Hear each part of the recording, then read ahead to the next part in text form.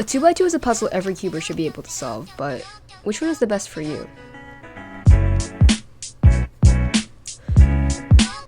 The easiest 2x2 to recommend for any speed solver is the MoYu Weipo. It comes in at a pretty standard price of $13 and features bright distinguishable MoYu stickers. The thing that sets this cube apart from any other 2x2 on the market is that it performs great straight out of the box.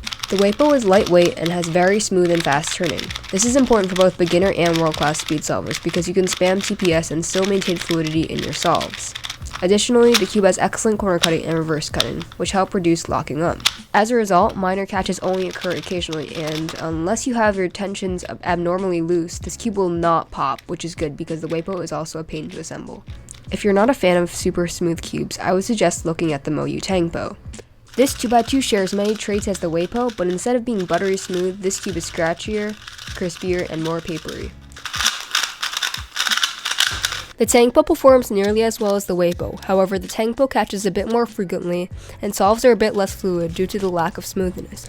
Now let's talk about the most polarizing 2x2 on the market, the Diein. Out of the box, this 2x2 is not very good. It's sluggish and bumpy, and I would much prefer a Weipo or Tank bow over this. However, the Diein is my main 2x2 and I'm able to achieve very good times with it in competition.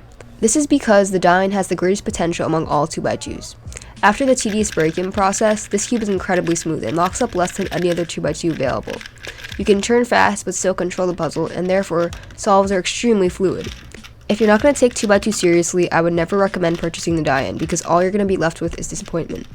It costs a pretty hefty $16, comes with dual Diein shades, and if you only do a few solves on it, it may as well be worth a fourth of what you paid for.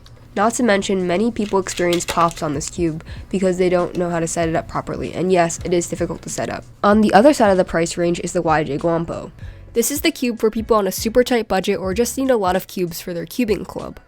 Obviously, it's not going to be a solid performer and does feel very cheap, but it does the job and it's only $4 at TheCubicle.us, which is the cheapest 2x2 you can buy. If you're willing to spend a little bit more money, but not as much as the MoYu or Diein cube, the YJ Yupo is perfect for you. Surprisingly, this thing is only $6, and with decent corner cutting and a stable and controllable feel, I consider this a steal. Solves are super fluid and smooth, and I honestly wouldn't mind using this in competition. If you ever find regular 2x2s hard to grip or hold, you may want to try out the 55mm Fengshi Xishuang. Admittedly, this is very large for a 2x2, but it may be comfortable for people with bigger hands. Performance isn't anything jaw-dropping, but definitely acceptable. You can get this for $14 at TheCubicle.us. I'm aware that there are many other 2x2s available for purchase, and I actually do have most of them. However, I don't think any of them are worth getting as there are much better options talked about in this video. If you have any questions, feel free to ask them. That's about it. Thank you for watching, and I'll see you in my next video.